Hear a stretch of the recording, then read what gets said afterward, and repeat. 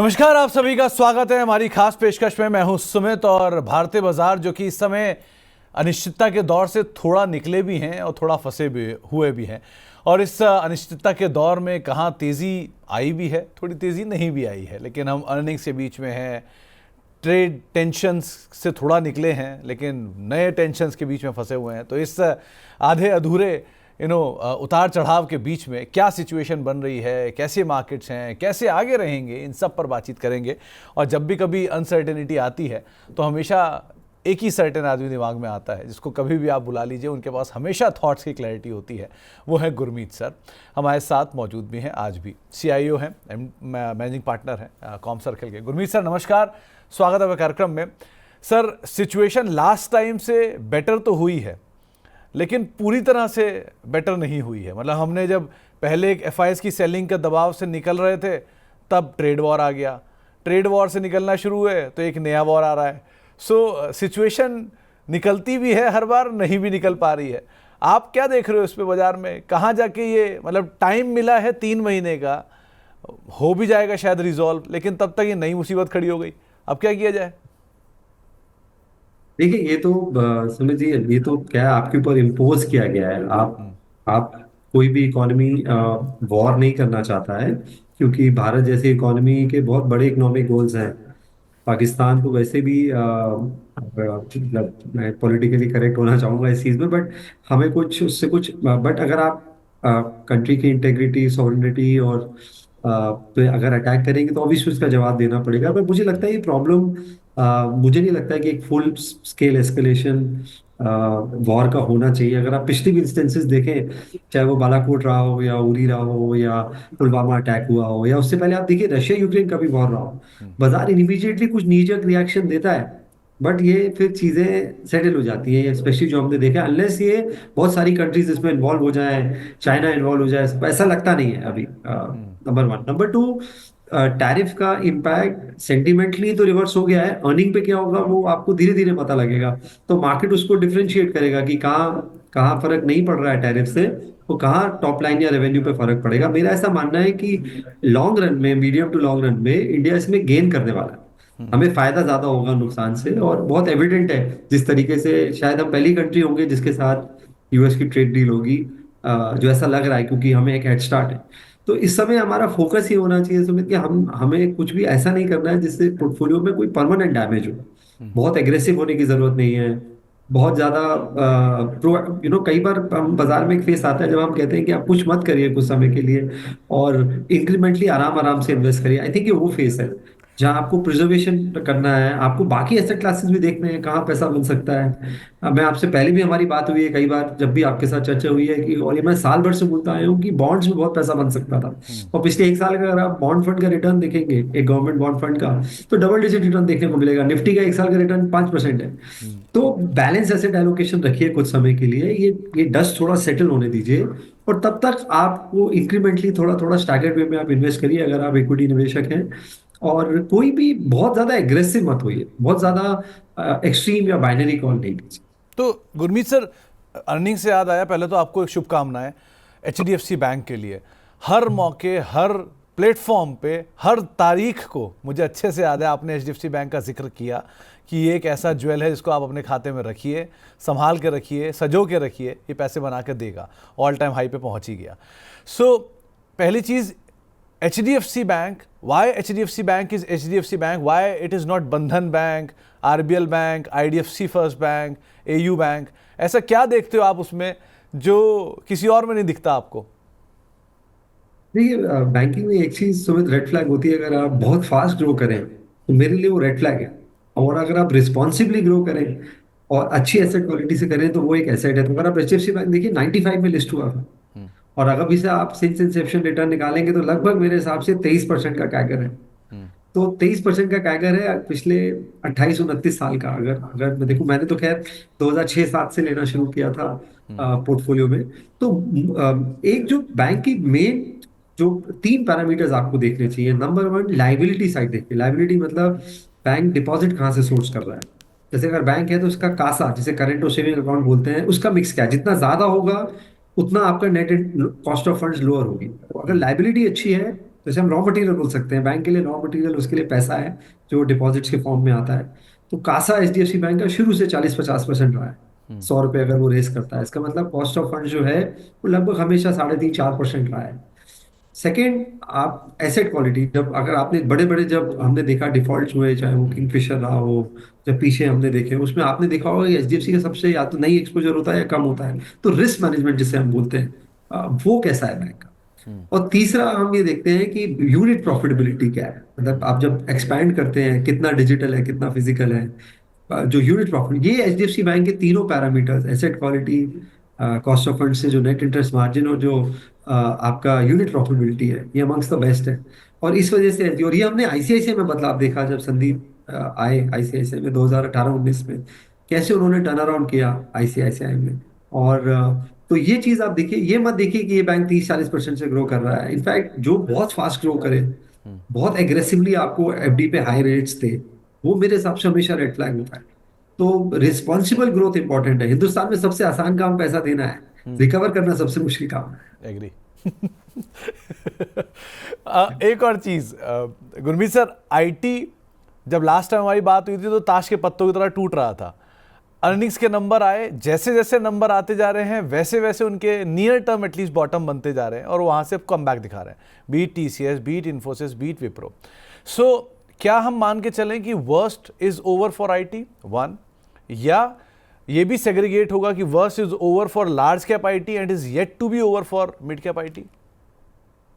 नहीं, मुझे नहीं लगता वर्स्ट इज ओवर है सुमित। मैं कारण बताऊंगा। देखिए, अगर यूएस में स्लो डाउन आता है या रिसेशन आता है, तो सीधा सीधा डिस्क्रिशनरी स्पेंडिंग कॉर्पोरेट्स की कम होती है, और उसका सीधा इम्पैक्ट आईटी पे आएगा। प्लस एआई रिलेटेड डिस्ट्रप्शन अलग है, जो आपके कोडिंग जॉब्स को और बाकी जो जॉब्स को इम्पैक्ट करने वाला है। तो एक तो बड़ा हेडविंड है जो लॉन्ग टर्म में इम्पैक्ट करे, और एक अभी नियर टर्म हेडविंड है अगर वहां रिसेशन आता है या नेगेटिव जीडीपी ग्रोथ आती है। तो आप देखिए मार्केट अब क्या कर रहा है, चाहे वो आईटी हो चाहे वो बैंक हो, वो हॉर्सेस फॉर कोर्सेज हम बोलते हैं। अच्छी अर्निंग को रिवॉर्ड कर रहा है और खराब परफॉर्मेंस को पनिश कर रहा है। तो फॉर एग्जाम्पल आप देखिए, इन्फोसिस और टीसीएस के नतीजे थोड़े वीक थे, सॉफ्ट थे। तो बैंक ने उनको जो है, मार्केट ने उनको जो है, स्टॉक में करेक्शन आया। एचसीएल के नतीजे इतने खराब नहीं थे, गाइडेंस भी थोड़ा बहुत ठीक था, तो एचसीएल के शेयर ने इतना खराब नहीं किया अर्निंग्स के बाद।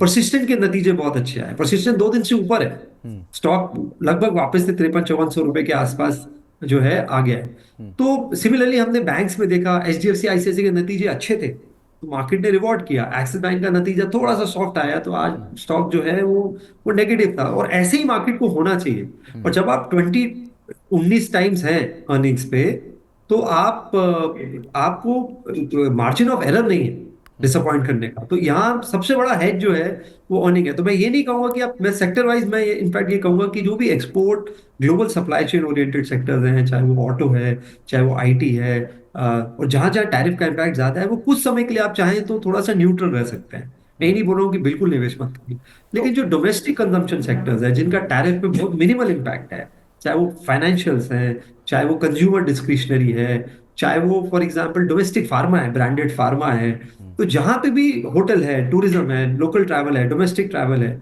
वहां पे आप अभी ज्यादा फोकस करें। और जैसे जैसे ये हमारी नेगोशिएशंस होती है उसके बाद आप वहां पे वेटेज बढ़ा सकते हैं। तो गुरमीत सर, ये जब अब डोमेस्टिक कंजम्पशन की बात हुई तो एक सेक्टर आता है हॉस्पिटल, जहाँ पर प्योर प्ले है कंजम्पशन का, कोई इशू नहीं है इसमें बाकी किसी तरह का। दूसरी तरफ से सीमेंट जो ऑलरेडी बीटन डाउन है, इसमें सेलेक्टिव बॉयज़ जो हैं जैसे अल्ट्राटेक, जेके, श्री, वो तो बढ़िया कर रहे हैं। एंड लाइकवाइज हॉस्पिटल में नारायण हृदयालय, अपोलो, इनकी अच्छी परफॉर्मेंस आ रही है। लेकिन ये इतने महंगे हो चुके हैं कि हाथ लगाने में घबराहट होती है। सो ये कैसे मतलब चेक किया जाए कि क्या लें और क्या अवॉइड करें?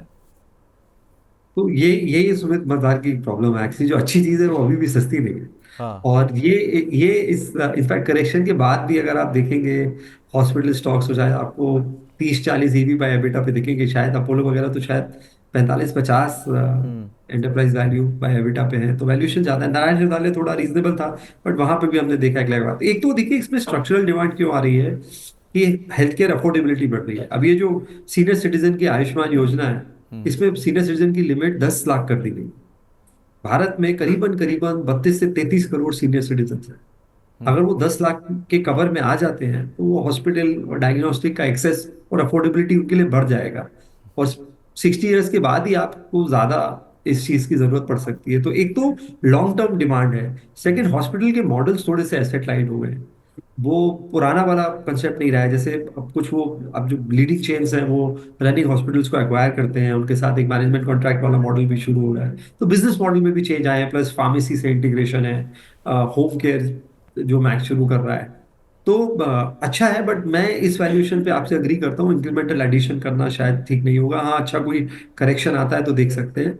सीमेंट में मुझे लगता है काफी लंबा कंसोलिडेशन हुआ है, और अगर आप देखेंगे तो अल्ट्राटेक और जो अदानी है, विच एसीसी अंबुजा, ये लगभग 50% हो गया है मार्केट शेयर का। हम्म। बाकी 50% बाकी प्लेयर्स का है, और धीरे धीरे हमने देखा है प्राइस हाइक्स आएगी, प्लस डिमांड में थोड़ा सा अपटिक है, गवर्नमेंट का कैपेक्स भी बढ़ रहा है। तो यहाँ पे मुझे लगता है positive operating leverage price hike के साथ आपको सीधा रियलाइजेशंस में देखने को मिल सकता है। तो सीमेंट पे मैं कंस्ट्रक्टिव हूँ। और एक जो ओवरऑल ट्रेंड है सुमित, वो ये है कि आप मेक इन, वो बोल रहे हैं make in America great again. Domestic economy में हर कंट्री फोकस कर रही है। जर्मनी ने 500 बिलियन यूरो का डिफेंस और इंफ्रा बिल पास किया, हिस्टोरिक है। शायद वर्ल्ड वॉर टू के बाद इतना बड़ा उन्होंने फिस्कल स्टिमुलस दिया है। अमेरिका बोल रहा है make in America great again. India शुरू से ही मेक इन इंडिया की ज्यादा बात कर रहा है। तो जब इकोनॉमी डोमेस्टिक, जब ग्लोबलाइजेशन से थोड़ा बहुत मल्टीपोलर वर्ल्ड में हम आते हैं, तो डोमेस्टिक फोकस बढ़ेगा। तो इंफ्रास्ट्रक्चर, कंस्ट्रक्शन, डोमेस्टिक मैन्युफैक्चरिंग, इस पे फोकस बढ़ेगा। और हर पुल बैक हमने देखा है एक नया सेक्टर लीड करता है। अब 22 और 23 में किसी ने नहीं सोचा था कि डिफेंस और पीएसयू लीड करेंगे रैली, बिल्कुल under on the. Similarly banking ने बिल्कुल पार्टिसिपेट नहीं किया पिछले बुल मार्केट पर। आप देखिए, आप बैंक स्टॉक्स में तेजी आई। तो मुझे लगता है कि थोड़ा डोमेस्टिक ओरिएंटेड होना, ब्रिक एंड मोटार सेक्टर पे वापस फोकस करना, उसमें सीमेंट है, कमोडिटीज है, डोमेस्टिक मैन्युफैक्चरिंग है, फायदेमंद होगा। पोर्टफोलियो का टिल्ट आपको शिफ्ट करना पड़ेगा। देखिए अभी निफ्टी आज, अगर आप फाइनेंशियल सर्विसेज, आईटी और सर्विसेज जोड़ें, तो निफ्टी में आज 70% सर्विसेज है। और ये मिक्स चेंज होने वाला है अगले 3-4 साल में। मैन्युफैक्चरिंग का वेट बढ़ने वाला है। तो थोड़ा सा फोकस यहाँ पे आप कर सकते हैं, स्पेशली सीमेंट पे, ईपीसी पे, डोमेस्टिक मैन्युफैक्चरिंग पे फोकस कर सकते हैं। तो गुरमीत सर, एक बात बताओ, आप क्योंकि डिकेड से मार्केट में हो, डिकेड से इन्वेस्ट कर रहे हो मार्केट में, 2010 में 9 में रिलायंस इंडस्ट्रीज कहीं 1 लाख 1.5 लाख करोड़ की मार्केट कैप अचीव किया था। उस समय कभी किसी ने सोचा भी नहीं था कि वो कंपनी 16 लाख करोड़ की मार्केट कैप अचीव कर लेगी, या इवन एचडीएफसी बैंक, या इवन कोल इंडिया, या इवन टीसीएस। आज भी हम जब अपना कंपैरिजन ग्लोबल कंपनी से करते हैं तो हम बहुत ही मिनिस्क्यूल हैं उनके सामने। सो अब जब लोग बात करते हैं कि इतने बड़े प्लेयर्स को आप और क्या बढ़ता हुआ देखोगे, तो क्या इनमें स्कोप है? एचडीएफसी बैंक में, आईसीआईसीआई बैंक में, टीसीएस में, रिलायंस में, क्या यही अभी भी ड्राइवर रहेंगे, या अब छोड़ दो इनको, खत्म हो गई इनकी कहानी, आ जाओ वापस अब नीचे जोमेटो पर, स्विगी पर, या न्यू एज पीबी फिनटेक पर, या नायका पर, इनको पकड़ना शुरू करें? देखिए, आई थिंक दोनों अप्रोच रखनी चाहिए। मैं बोलूंगा कि हो सकता, क्योंकि big can become even bigger. आज फॉर एग्जांपल रिलायंस की आपने बात करी, अगर जियो का आईपीओ आता है, आज भारतीय एयरटेल आप देखिए, आज के मार्केट कैप पे लगभग $130 बिलियन की कंपनी है। अभी रिलायंस टोटली $200 बिलियन पे है। अगर जियो आता है और रीरेट होता है, तो क्या पता जियो खुद 150-200 बिलियन की कंपनी बने। जियो टेलीकॉम की बात कर रहा हूँ, लिस्ट होने के बाद। एनर्जी मुझे एक ऐसा सेक्टर लगता है जो पावर की डिमांड, मुझे लगता है बहुत सी, हमें अभी मार्केट में ये देखना है कहाँ पे डिमांड स्ट्रक्चरल है, सिक्लिकल कम है।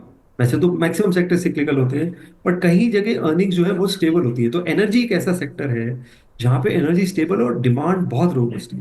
अब हम 400-500 गीगावाट एनर्जी की बात कर रहे हैं अगले 4-5 साल में, पीक डिमांड। मतलब नॉर्मल 12% ग्रोथ की बात हो रही है एनर्जी जनरेशन में। तो ट्रांसमिशन, जो कि एक बॉटलनेक रहा है इंडिया का हमेशा, वहां पे अगले 4-5 साल में 8 लाख करोड़ का केपेक्स है, जिसमें power grid, the grid lines हैं, इंसुलेटर्स हैं, ट्रांसफॉर्मर्स हैं, कंडक्टर्स हैं, पूरी पावर वैल्यू चेन में बहुत वैल्यू है। आप देखिए, आज आप एक नॉर्मल सर्च करते हैं और एआई सर्च करते हैं, चैट जीपीटी पे सर्च करते हैं, तो चैट जीपीटी पे 10 Wh इलेक्ट्रिसिटी लगती है, 10 टाइम्स ज्यादा लगती है नॉर्मल गूगल सर्च से।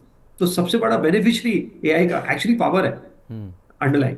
तो यहां से मुझे लगता है एक काफी बड़ी कंपनी इमर्ज होकर आ सकती है, जनरेशन स्पेस से भी और ट्रांसमिशन स्पेस से भी। टेलीकॉम अगर आप देखिए, आपको अर्निंग्स में फ्लक्चुएशन नहीं दिखेगा बहुत ज्यादा, सिक्लिकलिटी नहीं है, क्योंकि अब 2 प्लेयर रह गए हैं मेजोरिटी, तीसरा प्लेयर तो काफी वीक है, वोडाफोन आइडिया और बीएसएनएल जिसे हम कहते हैं। तो वहां पे भी आपको आरपू बढ़ता रहेगा। अभी हम क्या है, 215-250 रुपए के आरपू पे, $3 भी आरपू नहीं है इंडिया का। बाहर आप कहीं भी देखेंगे तो $40-50 का आरपू होता है। और ग्रेजुअली ग्रेजुअली आप देखेंगे डेटा, डिजिटल कंजम्पशन हमारा जो ओवरऑल कंजम्पशन का एक बड़ा पार्ट होता है। तो मुझे लगता है कि टेलीकॉम में, एनर्जी में कुछ बड़ी कंपनीज आ सकती हैं, और कुछ बड़े बैंक्स और बड़े कंपनीज और बड़ी हो सकती हैं। अब जेपी मॉर्गन $3 ट्रिलियन की बैलेंस शीट है। एचडीएफसी बैंक की तो टोटल बैलेंस शीट ही अभी उसकी 1/10 भी नहीं है। तो जैसे जैसे इकोनॉमी बढ़ेगी, कोई एक एक बैंक हमारा भी होगा जो जिसकी $1 ट्रिलियन बैलेंस शीट होगी। आईसीआईसीआई होता है, एचडीएफसी होता है, एसबीआई होता है, वो वक्त बताएगा। तो मिक्स अप्रोच रखिए, जो ग्रोथ पे फोकस करिए। आई थिंक ये देखना कि मार्केट कैप क्या है, ये मेरे हिसाब से तरीका सही नहीं है। और मुझे लगता है कोई ना कोई न्यू एज कंपनी भी होगी। एक ई कॉमर्स, एक अमेजोन हमारे यहाँ भी आएगा, एक नेटफ्लिक्स हमारे यहाँ भी बनेगा, एक टेस्ला हमारे यहाँ भी बनेगा। तो आप एक कॉम्बिनेशन अप्रोच रखिए, पोर्टफोलियो अप्रोच रखिए, एंड होपफुली उस पोर्टफोलियो में से कुछ कंपनीज जो है मेगा कैप्स, या जिसे हम बोलते हैं मेगा टेक कैप्स बनेंगी। तो गुरमीत सर, एक बात और, आपने क्योंकि सबसे पहले वो कंसेप्ट मेरे को समझाया था कि आप सिर्फ प्रोडक्ट पे नहीं, उसकी वैल्यू चेन पे नज़र रखिए। वैल्यू चेन एक बड़ा पैसा बना के देती है, चाहे ईवी स्टोरी हो, चाहे एआई स्टोरी हो, चाहे ये डेटा सेंटर की स्टोरी हो। सो अभी के केस में आप कौन कौन से वैल्यू चेन को आइडेंटिफाई करके बैठे हो जो आपको लग रहा है कि हाँ, ये value chain emerging value chain है, इनके ऊपर आप फोकस कर सकते हो? तो एक जो हमें, जैसा मैंने बोला, मुझे एनर्जी वैल्यू चेन में बहुत बुलिश हूँ। मुझे लगता है यहाँ पे बहुत बहुत अपॉर्चुनिटी है, डिमांड बहुत स्ट्रक्चर है। सेकंड, मैं एक जो हमारा डिजिटल कंजम्पशन वॉलेट है, जिसे मैं बोलता हूँ कि जो न्यू जनरेशन है, इसका कंजम्पशन पैटर्न बहुत अलग है हमारी जनरेशन से। और आप देखेंगे तो 18 से 25 साल, जिसे हम जेन जी बोलते हैं, और मिलेनियंस है जिसमें शायद मैं आता हूँ, हाँ। ये मेजोरिटी पॉपुलेशन, 70% पॉपुलेशन यही है। तो हमारा कंजम्पशन अब वो स्टेपल्स और वो कम होके हमारा consumption travel, tourism, digital, e commerce, ये बढ़ गया है। और मैं कैपिटल मार्केट प्ले को भी सुमित जी कंजम्पशन में डालूंगा। आप देखिए, कोविड के पहले 3 साढ़े 3 करोड़ यूनिक इन्वेस्टर थे, आज 11 करोड़ हो गए। करीबन करीबन 6-7 करोड़ डीमैट अकाउंट थे ग्रॉस, आज 18 करोड़ हो गए। आज हर महीने 8 या 9 लाख लोग प्रोविडेंट फंड में एनरोल करते हैं। तो ये तो फॉर्मल जॉब क्रिएशन है। इसके अलावा गिग वर्कर्स हैं, राइडर्स हैं, उसके अलावा इनफॉर्मल कंपनीज हैं। तो 20 लाख युवा नौकरी ज्वाइन कर रहा है। और ये एफडी और फिजिकल गोल्ड नहीं खरीदेगा, ये डिजिटली सेव करेगा। तो ये जो आपके एक्सचेंज हैं, डिपॉजिटरी हैं, आरटीओज हैं म्यूचुअल फंड के, ये बहुत बड़ा सेगमेंट होने वाला है। ये जो 10-11 करोड़ इन्वेस्टर हैं, ये 30-40 करोड़ होने वाले हैं अगले 5-7 साल। तो मेरे हिसाब से ये बहुत बड़ी वैल्यू चेन है, इसको आपको आपको एक्सचेंज स्टडी करने चाहिए, वेल्थ मैनेजमेंट कंपनी स्टडी करनी चाहिए। और सब जगह देखिए, मैक्सिमम जगह डिओपोली है, एक्सचेंज दो हैं, डिपॉजिटरी भी दो हैं, सीडीएसएल और एनएसडीएल। आरटीए भी अगर आप देखेंगे तो दो ही हैं ब्रॉडली, चाहे वो कैम्प्स हो चाहे कार्बी हो। तो हर जगह यहाँ पे कंसोलिडेशन भी ऑलरेडी हो चुका है। तो ये 3-4 वैल्यू चेन। और एक है मोबिलिटी। मुझे लगता है मोबिलिटी में आपको बहुत चेंजेस देखने को मिलेंगे, और कार्स जो है वो स्मार्टर होती जा रही है। Cars are becoming like computer. तो ये 3-4 वैल्यू चेन मैं बहुत क्लोजली स्टडी कर रहा हूँ। इसके अलावा एआई है, बट एआई में अनफॉर्चुनेटली हमारे पास लिस्टेड प्लेयर्स बहुत कम है, अनलिस्टेड प्लेयर्स ज्यादा है। तो आई थिंक आगे जाके वहां भी जो है अपॉर्चुनिटी बनेगी। नहीं, ये आपने गोल्ड का जिक्र किया, 1 लाख पार हो गया सोना। कुछ सुनने को मिला घर पे कि क्या ही किया है तुमने, इतनी मेहनत कर डाली इतने सालों तक, रोज ऑफिस जाते हो, घर आते हो, घर बैठे बैठे 1 लाख रुपए बना डाले, ऐसा कुछ सुनने को मिला क्या? बिल्कुल समझिए, मैं हमेशा बोलता हूँ women are better portfolio managers, investors than men. और मैं घर ये से लाए हो बिल्कुल क्या आप? घर हाँ। से लाए हो क्या गुरमीत सर, जो ये बोलना पड़ रहा है कि ऐसी तो सिचुएशन है? नहीं, क्योंकि देखिए दूसरा, उनकी सेविंग हैबिट भी हमसे बेटर है सुमित। हम इतनी प्लानिंग सी, हाउस की बजटिंग तो घर की वुमेन ही करती है, चाहे वो मदर हो चाहे आपकी वाइफ हो। तो मुझे लगता है कि गोल्ड एक इंटीग्रल पार्ट रहा है पोर्टफोलियो का। और अब देखिए, आप कोई भी पुरानी एसेट एलोकेशन थ्योरीज निकालिए, सब में 5 से 10% एलोकेशन गोल्ड को बोला गया है। नहीं और तो ये अब ये क्या अभी हो रहा कंटिन्यू है? करेगा क्या गुरमीत सर? गोल्ड का जो रन है, बिल्कुल। बुल रन है, ये क्या नहीं, सीएजीआर रखे है? क्योंकि अभी तो एक्स्ट्रा तेज हो गया है ये, तो ये तेजी थोड़ी कंसोलिडेट करके वापस पकड़ेगी रफ्तार? मुझे लगता है हो सकता है थोड़ा कंसोलिडेशन हो, क्योंकि बहुत तेजी से बढ़ा है। लेकिन देखिए, एक एक जो ग्लोबल ऑर्डर है वो चैलेंज हो रहा है। आज पहली बार मैंने अपने 20 साल के करियर में एक्विटी मार्केट के साथ यूएस बॉन्ड्स को भी गिरते देखा। यूजली वो सेफ हेवन माना जाता था, कि एग्री। जब एक्विटी गिरता था तो लोग यूएस बॉन्ड्स की तरफ भागते थे। तो ये शायद पहली बार हमने, ये हमारी जनरेशन, न्यू जनरेशन, ये पहली बार ये चीज देख रही है। तो लोगों को ऐसा मार्केट में एक नरेटिव बन रहा है कि गोल्ड कुड बी द वापस से रिजर्व करेंसी बनेगा। एक गोल्ड बेस्ड इकोनॉमी सिस्टम होता था 1980 से पहले। हाँ हाँ। तो एक उस वजह से, दूसरा सेंट्रल बैंक्स पूरी दुनिया के थोड़ा सा डाइवर्सिफाई करना चाहेंगे, क्योंकि यूएस जिस तरीके से नेगोशिएट कर रहा है, आप एक लेवरेज रखना चाहेंगे अपने पास। तो यूएस बॉन्ड आज एक दिन अगर आप ज्यादा होल्ड करते हैं तो आपके पास लेवरेज है वो। तो मुझे लगता है जो एक वर्ल्ड इकोनॉमिक ऑर्डर जब रीसेट होता है तो पोर्टफोलियो को हेज करने के लिए कुछ चाहिए होता है। आई थिंक वो गोल्ड वो रोल बहुत बखूबी निभाएगा। वो रिटर्न ज्यादा दे ना दे, लेकिन अगर कोई टर्मोल आएगा, कुछ भी प्रॉब्लम आएगी, तो वो आपके पोर्टफोलियो को थोड़ा सा प्रोटेक्ट करेगा। तो मैं अभी भी बोलूंगा कि 5 से 10% एक्सपोजर गोल्ड, साथ में और कमोडिटी प्ले कर सकते हैं। एक बहुत अच्छी एसेट क्लास है सुमित जी, हालांकि मैं एक्टिव पोर्टफोलियो मैनेजर हूँ, फिर भी ये बोल रहा हूँ, एक मल्टी एसेट करके एक कैटेगरी है म्यूचुअल फंड की, जहाँ पे fund manager equity, gold, commodities लेता है। और क्योंकि वो फंड के वे में करता है तो टैक्स एफिशिएंट भी है। वो एक आप प्रोडक्ट पोर्टफोलियो में ऐड कर सकते हैं, क्योंकि सबको नॉलेज नहीं है कौन सी कमोडिटी लेनी है, कब गोल्ड लेना है, कब सिल्वर लेना है। तो एक मल्टी एसेट कैटेगरी है जो आप कुछ एक्सपोजर आप पोर्टफोलियो में ले सकते हैं। तो गुरमीत सर, आपने क्योंकि बॉन्ड मार्केट का भी जिक्र किया, और ये बात सही है कि बॉन्ड मार्केट ने पहली बार ऐसा हिस्टोरिकल इवेंट देखा है। तो जो ये पूरा चाइना के साथ मसल पार यूज़ हुआ था, इस मसल पार में जो यूएस थोड़ा पीछे आया है, वो क्या वो बॉन्ड का ही स्ट्रेंथ था जो चाइना के पास थी, विप जो बेसिकली बॉन्ड की विप थी, जिसको देख के यूएस थोड़ा पीछे हुआ, वरना होता नहीं? क्या ये सिचुएशन भी थी? देखिए, नेगोशिएशन तो होता, डील्स हाँ। भी होती, बट एक जो बॉन्ड मार्केट ने क्योंकि रिवोल्ट सा कर दिया, पहले बॉन्ड डील नीचे गई, 370 380 आ गई थी 470 से। और खाली चाइना ने नहीं किया सुमित, जापान ने $20 बिलियन के बॉन्ड्स बेचे पिछले एक एग्री। दो महीने में।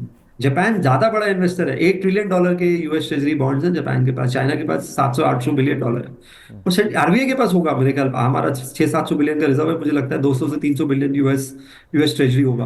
तो थोड़ा सा देखिए, उनके पास भी चॉइस नहीं है। उनका डेट जो है पिछले 20 सालों में 2008 से 8% के कैगर से बढ़ा है। $6 ट्रिलियन का डेट $36 ट्रिलियन हो गया है। तो आप ये डेट सस्टेन ही नहीं कर सकते 4.5% के यील्ड पे। आप अगर इसको रीफाइनेंस करते रहेंगे इस रेट पे, तो आप और कहीं तो इन्वेस्ट कर ही नहीं पाएंगे। तो मुझे लगता है कि बॉन्ड यील्ड नीचे लाना उनकी पहली प्रायोरिटी है। तभी आपको और ये सारा जो है, वो ये चाहते हैं कि जो इतना बड़ा डेफिसिट है, ये सारी दुनिया मिलकर फाइनेंस करे। तो जब इस तरीके का सिचुएशन आएगा, तो आपका जो रिजर्व करेंसी स्टेटस है वो थोड़ा सा चैलेंज हो सकता है। आप देखिए, डॉलर इंडेक्स इस एनवायरनमेंट में आपको 99 देखने को मिल रहा है 110। तो इसलिए मैं बोल रहा हूँ, क्योंकि ये इकोनॉमिक रीसेट है, और इसके क्या, मैं नहीं बोलता हूँ कि डॉलर का रिजर्व स्टेटस चैलेंज हो जाएगा इमीडिएटली, इतनी जल्दी नहीं होगा, ये बहुत लंबी साइकिल है। लेकिन क्योंकि जब ये रीसेट होगा, टर्मोइल बहुत ज्यादा होगा, कहाँ पे इसका सेकंड थर्ड ऑर्डर इम्पैक्ट आएगा अभी बताना मुश्किल है। तो कुछ पोर्टफोलियो का कुछ पार्ट कैश में, गोल्ड में, बॉन्ड्स में, जो अदर बॉन्ड्स हैं वो रखिए। दूसरा, $14 ट्रिलियन का US treasury non US investors hold करते हैं, यहाँ पे भी रीएलोकेशन होगा। Similarly maximum allocation big tech में है यूएस में, जो 8 सबसे बड़ी मेगा टेक कंपनीज हम बोलते हैं, वहां से भी थोड़ा सही है। जैसे हम यूएस एक्सेप्शनलिज्म बोलते हैं पिछले 15 साल का, तो ये थोड़ा सा जब रीएलोकेट होगा तो इसका बेनिफिट बहुत सारी इकोनॉमीज को मिलेगा। उसमें मुझे लगता है इंडिया एक बहुत बड़ा बेनिफिशियरी होगा। हो सकता है कुछ बेनिफिट गोल्ड भी ले जाए और दूसरे स्टेबल मार्केट्स भी ले जाए। तो ये जब ये रीएलोकेशन होगा, तब आपको इसका काफी बेनिफिट मिलने वाला है। तो सो फार गुरमीत सर, जो अर्निंग सीजन हमने देखा है Q4 का, are you satisfied with the numbers as of now? क्योंकि अभी तो बहुत जल्दी है, टू अर्ली टू से है, लेकिन जो नंबर्स देख रहे हो, जो सिचुएशन सिनेरियो देख रहे हो, लग रहा है कि हाँ, ये बहुत खराब तो नहीं देखेंगे इस बारी कुछ हम? देखिए, अभी तक जो एवरेज है, अगर आप निफ्टी 500 का देखें और जिन कंपनी के रिजल्ट डिक्लेयर हुए हैं, कुछ 7-8% का रन रेट अभी तक आ रहा है, बट बहुत जल्दी है। हम बिल्कुल अभी शायद ओपनिंग बैट्समैन ही गया है अभी, मतलब अगर आप क्रिकेट की भाषा यूज करें तो। देखिए, पिछले क्वार्टर निफ्टी 500 का अर्निंग ग्रोथ 8%। ठीक। तो अगर इससे थोड़ा सा बेटर आता है इंक्रीमेंटली, तो ये आई थिंक मेरे हिसाब से पॉजिटिव होगा। लेकिन अगर इससे कम आता है, तो बाजार का फिर एक रेंज बाउंड आ जाएगा, एक कंसोलिडेशन आपको देखने को मिलेगा इसी लेवल्स पे, ±5% पे। तो अर्निंग आना बहुत इंपॉर्टेंट है, और मोर इंपॉर्टेंटली कमेंट्री बहुत इंपॉर्टेंट है, आउटलुक बहुत इंपॉर्टेंट है। जैसे एचडीएफसी आईसीआईसीआई का उन्होंने बहुत अच्छा आउटलुक दिया आगे, क्रेडिट ग्रोथ को लेके, एसेट क्वालिटी को लेके। आईटी में हमें वो आउटलुक देखने को नहीं मिला, क्योंकि जायज है, इतना इतना वर्ल्ड में टर्मोइल है, तो आईटी स्पेंडिंग को लेकर बहुत सारे कॉन्ट्रैक्ट्स भी डिले हुए हैं आईटी कंपनीज के। तो जहां कमेंट्री अच्छी है, जहां अर्निंग्स अच्छी है, जहां मैनेजमेंट थोड़ा कॉन्फिडेंट साउंड कर रहा है, अभी टाइम बीइंग के लिए वही रहे। प्रिजर्वेशन बहुत इंपॉर्टेंट है, और थोड़ा सा जो है आप कुछ समय के लिए अपना पोस्चर करें। रिटर्न बनेगा बाजार में, बहुत अच्छा बनेगा, बट शॉर्ट पीरियड में आपको ये इंश्योर करना है कि कोई एक्सीडेंट नहीं हो। नहीं, ये जो लास्ट लाइन है ना कि थोड़ा धैर्य रखिए, वो बहुत ज़रूरी है। बहुत साल पहले एक गुरमीत सर का ही ट्वीट का कोट था कि शुक्र जब आपके पास सब कुछ हो और सब्र जब आपके पास कुछ ना हो। वो लाइन मुझे आज भी याद है, वो बहुत ही बढ़िया लाइन थी। बहुत बहुत शुक्रिया गुरमीत सर, हर बार की तरह क्लैरिटी के साथ आपने अपनी बात रखी। बहुत बहुत शुक्रिया हमारे साथ मौजूद रहने के लिए और बातचीत करने के लिए, कार्यक्रम का हिस्सा बनने के लिए। तो आप गुरमीत सर को सुन रहे थे और उन्होंने अपने सभी पॉइंट सारे एसेट क्लासेस को लेकर बिल्कुल क्लियरली रख दिए हैं। और इसी के साथ ही हमारी इस खास पेशकश में इतना ही। एक ब्रेक, और ब्रेक के उस पार भी आपसे हम बातचीत करते रहेंगे। नमस्कार।